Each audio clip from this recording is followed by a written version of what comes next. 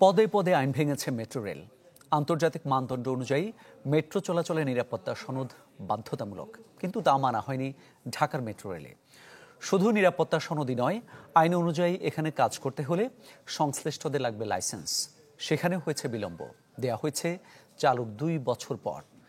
Metro রেলের নানা ত্রুটি বিচ্যুতি নিয়ে ইজাজ শৌমিকের 2 পর্বের রিপোর্টের আজ শেষ পর্ব। ক্যামেরায় ছিলেন মমিনুল ইসলাম মমিন।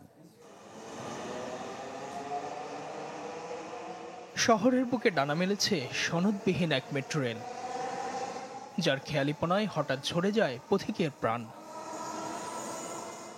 আন্তর্জাতিক মানদণ্ড অনুযায়ী মেট্রো রেল চালুর আগে স্বাধীন সংস্থার কাছ থেকে নিরাপত্তা সনদ নেওয়া বাধ্যতামূলক, কিন্তু সেটি ছাড়াই 2022 সালের ডিসেম্বরে রাজধানীর উত্তরা থেকে আগারগাঁও পর্যন্ত চলাচলের অনুমতি দেয় ঢাকা সড়ক পরিবহন সমন্বয় কর্তৃপক্ষ ডিটিসিএ।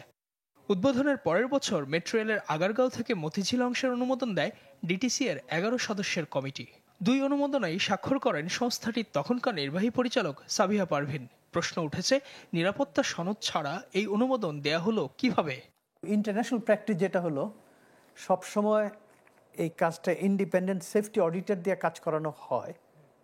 সেটা অনেক দেশে নিজস্ব অর্গানাইজেশন আছে অথবা থার্ড পার্টি দিয়ে করানো হয়, এবং মোস্টলি এগুলি ইউরোপিয়ানই হয়। হংকংয়ে আছে, ইন্ডিয়াতেও আছে তাদের।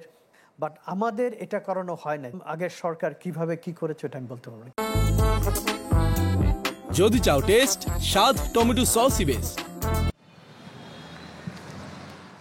অনিয়ম করে মেট্রো চলাচলের অনুমতি দেওয়া ডিটিসি এর তখনকার নির্বাহী পরিচালক সাবিহা পারভিন এখন অবসর নিয়ে বাস করছেন অস্ট্রেলিয়ায়।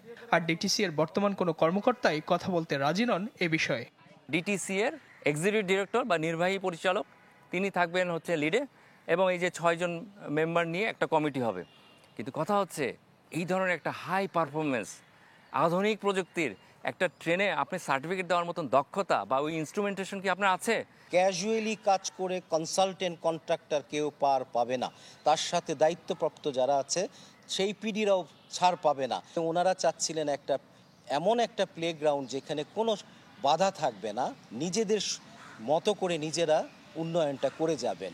কিন্তু নন টেকনিক্যাল লোকের অসুবিধা হয়, ঝুঁকি কি নিচ্ছে সেটা তো বোঝার ক্ষমতা নাই। কেবল নিরাপত্তা সনদে গাফিলতি নয়, সময় মতো লাইসেন্সও নেয়নি ডিএমটিসিএল। অথচ মেট্রো রেল আইন 2015 অনুযায়ী নির্মাণ শুরুর আগেই সড়ক পরিবহন মন্ত্রণালয় থেকে লাইসেন্স নেওয়া বাধ্যতামূলক ছিল।